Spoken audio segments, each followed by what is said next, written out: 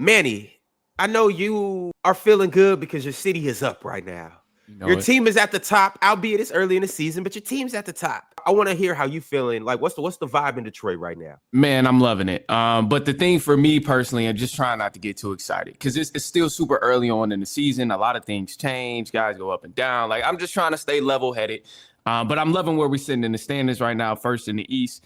So I'm loving the way Cade is playing. I know he had kind of a debatable good, bad night the other night, but I think that the main takeaway from that should have just been that look who else was on the court with him. It wasn't nobody. He ain't had no partners in crime. So, yeah, he had to throw up 40-some shots, but I mean, can you really blame him? He ain't had nobody else to pass the ball to at that time.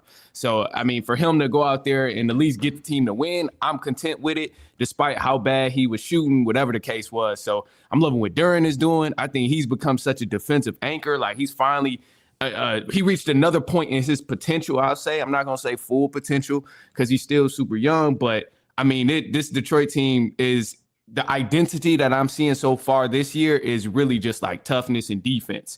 And that's what I'm loving from them. And offensively, obviously, still some things to work through. Just need some shooting to be a little bit better, tighten up on some three-point shooting. But above all, if they stay solid with the defense and continue to like be an enforcer on the floor on the defensive side of the ball, then they'll be straight. And I think that the defensive part starts with Jalen Duran.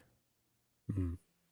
I just want to see this group healthy so I can get a better idea of what you guys look like. No Toby in the lineup, no Beef Stew in the lineup, no Asor in the lineup, no Ivy in the lineup. I'd like to see what you guys look like with everybody in the lineup so I can get a better gauge on, what you guys are. The two, and I don't proclaim to know everything, so I'm a little bit in the dark. Talk to me about this two-way guy that you got who got busy a couple of nights ago. Jenkins. What the hell? One more time, Oz. Jenkins. Yeah, Jenkins. I ain't gonna lie. I ain't know much about him myself. Not gonna sit here and tell you a lie. I don't want to come on here and pretend like I know all about him and what he's been doing. Yeah. It was a shocker to me from the way that he's been playing. Yeah. Who is this dude? A lot of games we go into matchup-wise, especially since it's early on, teams is like fresh and energized. Like I'm also like a little nervous still because we got guys down. So that's why I say, yeah, we first in the East right now. But I don't want to get too ahead of myself. I don't want to get too hype about it because there are a lot of good teams in the East and a lot of them are evenly balanced. I mean, we've seen some teams like 76ers, for example. Like, I didn't expect them to be coming out balling like they doing, but yet they're in our same group play for the NBA Cup. So it's like, I don't want to get ahead of myself because the Pistons been playing good and be like, all right, we're going to smack them. We're going to smack them.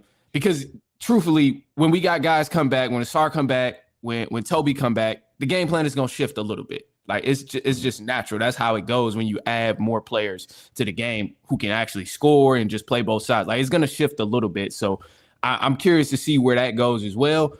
But ultimately, right now, I'm mainly just trying to stay level-headed. There are some young talent. I think Ron Holland has stepped up big time too, man. He's definitely reached another point in his potential, just playing both sides of the ball. And, I mean, he's shown he's a dog at times.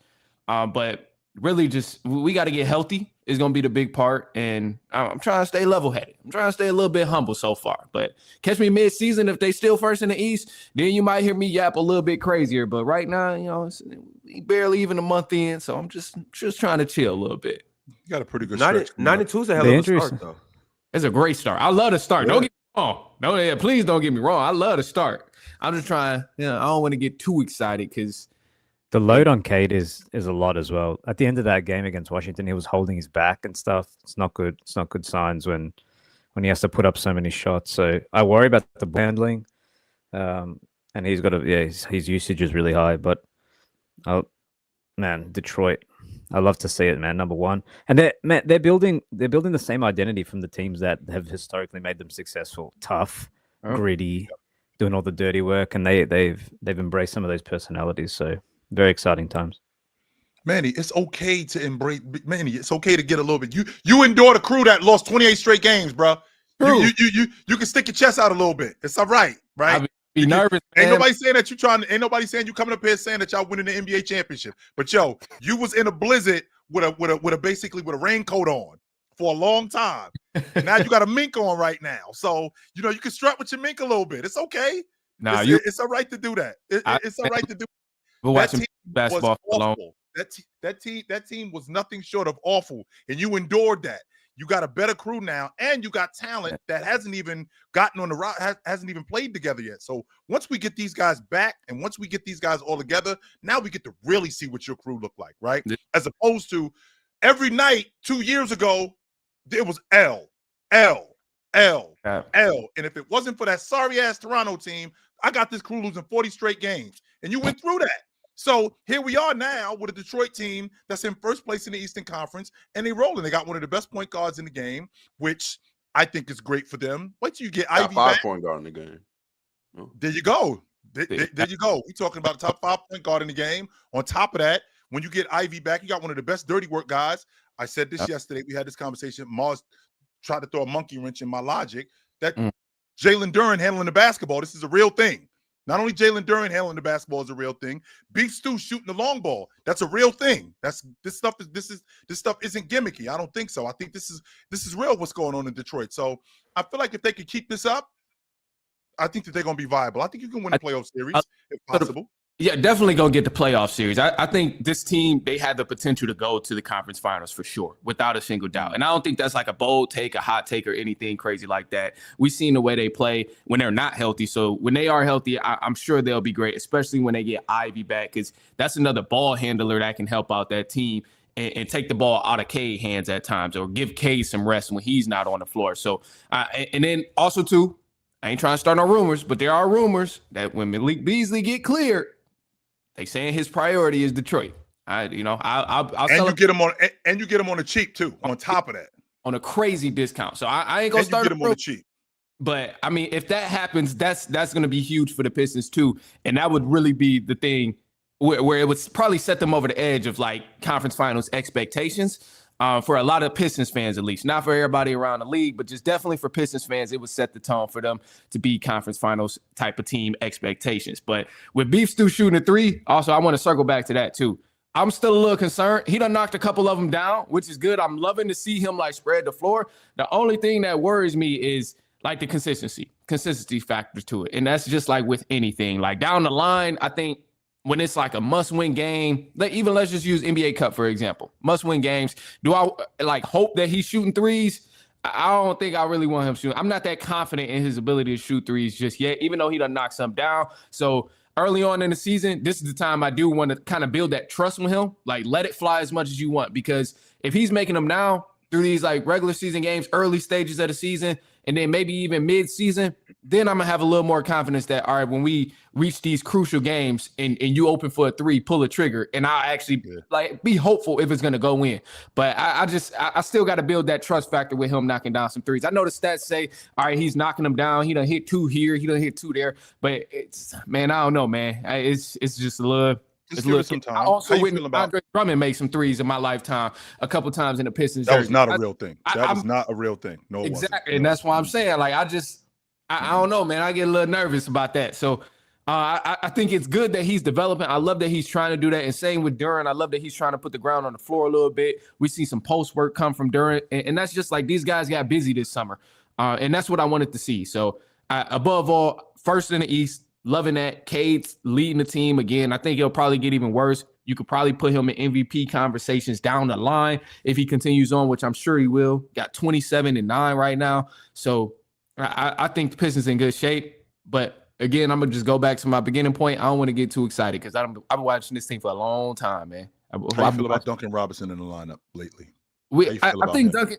I think it's an adjustment period. We still got to figure out a way to get him just the best usage out of him. Duncan Robinson has been hooping, and he does bring even if he's not scoring, he brings that factor of being a threat from the 3-point line, where it's like guys know they can't leave him. So it is opening doors for other people because he can shoot the 3 ball, whether he's knocking it down one night or whether he's not. But above all, he is bringing a big impact on the court just because of the history he has of being a 3-point shooter and other players on the floor knowing that we got to look out for Duncan Robinson because he can shoot the 3 ball. In times where people slip up, he does knock it down. So it's like, I think we got to continue to develop that. But again, as guys come back, it's going to shift and change a little bit more. And maybe it'll work out for the better. Maybe it won't. But ultimately, I think I love the pickup of Duncan Robinson. So it'll be getting long run. If if you get Malik Beasley on the cheap, what does that mean now for Karis LeVert? Because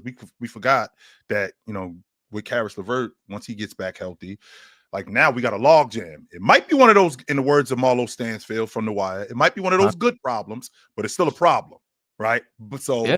how are we going to work that out? I mean, I don't think you could ever have, especially in a league like this today, I don't think you can ever have too much shooting. I don't think you could ever have that. Right. But we still got to find minutes for these guys. Yeah, I think it becomes with JB Bickerstaff. It's shown over the previous course since he's been in Detroit is you're gonna earn the minutes no matter what. Like I don't care if you're top guy or not. Like Dennis Schroeder came there and he had to earn the minutes. We had Marcus Sasser. He had to earn the minutes. It was times of months where he was balling, doing his thing, but either way it went, like you're gonna earn the minutes. So I think that's what it would come down to. The rotation is definitely gonna be tough. But ultimately, like you say, it can't be too much shooting. I'm on the side of you can never have too much depth on a team either because guys go up and down throughout the course of the season, and you're going to need somebody to step up. So I'm hoping that he adjusts as well, but I got the ultimate trust in JB Bickerstaff right now because he done proved it over time and time that he been able to adjust and make things happen, whether we got a fully stacked roster or we're going into certain games thin with maybe 8 players. So I got faith in him so far. It's the player choice way. Yeah, them boys gon' get it started. The player choice way. Yeah, the player choice way. Come and switch lanes into the player choice way.